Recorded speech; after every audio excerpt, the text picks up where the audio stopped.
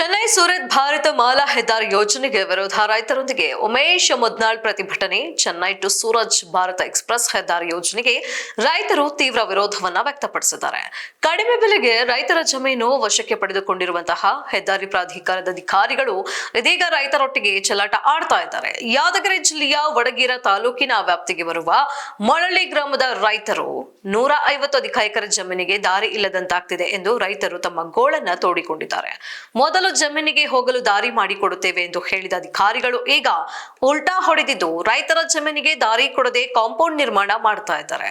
ಈ ವಿಚಾರ ರೈತರು ಸಾಮಾಜಿಕ ಹೋರಾಟಗಾರ ಉಮೇಶ್ ಮುದ್ನಾಳ್ ಅವರ ಗಮನಕ್ಕೆ ತರುತ್ತಿದ್ದಂತೆ ಸ್ಥಳಕ್ಕೆ ಭೇಟಿ ನೀಡಿ ರೈತರೊಂದಿಗೆ ಪ್ರತಿಭಟನೆ ನಡೆಸಿದ್ದಾರೆ. ಅಲ್ಲದೆ ಕೂಡಲೇ ಅಧಿಕಾರಿಗಳು ಜಿಲ್ಲಾಡಳಿತ ರೈತರಿಗೆ ಸರ್ವಿಸ್ ರಸ್ತೆ ಬಿಡಬೇಕು ಅಂತ ಆಗ್ರಹಿಸಿದ್ದಾರೆ. ಇಲ್ಲದಿದ್ದರೆ ಮುಂದಿನ ದಿನಗಳಲ್ಲಿ ರೈತರೊಂದಿಗೆ ಹೆದ್ದಾರಿ ಕಾಮಗಾರಿ ತಡೆದು ಉಗ್ರ ಹೋರಾಟ ನಡೆಸುವುದಾಗಿ ಎಚ್ಚರಿಕೆ ನೀಡಿದ್ದಾರೆ. ಈ ಸಂದರ್ಭದಲ್ಲಿ ರೈತರಾದ ನಿಂಗಪ್ಪ, ನಾಗಪ್ಪ, ಶಿವಪ್ಪ, ಮಲ್ಲಯ್ಯ, ಸುರೇಂದ್ರ, ಬಸಲಿಂಗಪ್ಪ, ದೇವರಾಜಗೌಡ, ಮುನಿಯಪ್ಪ ಗೌಡ, ಭೀಮಾಶಂಕರ, ಶರಣ ಮುದುಕಪ್ಪ, ಹನುಮಂತ, ಮಲ್ಲು, ಬಸ್ಸು, ದೇವಪ್ಪ, ನಿಂಗಪ್ಪ, ಮಹೇಶ, ಭೀಮಣ್ಣ, ತಾಯಪ್ಪ, ದೇವೇಂದ್ರಪ್ಪ, ಬಸಪ್ಪರೆಡ್ಡಿ, ಮಲ್ಲಣ್ಣ ಸೇರಿದಂತೆ ಹಲವರು ಉಪಸ್ಥಿತರಿದ್ದರು. ನಮ್ಗೊಂದು 50-100 ಮಂದಿಗೆ ಭಾಳ ಕಷ್ಟ ಆಗಿಬಿಟ್ಟದ. ಈಗ ಅದು ಏನಾದ್ರು ನಮ್ಗೆ ದಾರಿದ ಸಮಸ್ಯೆ ಬಗೆಹರಿಸ್ಕೊಡ್ಬೇಕು.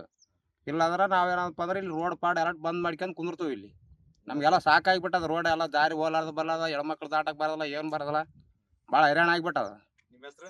ನಮ್ಮ ಹೆಸರು ಹನುಮಂತ.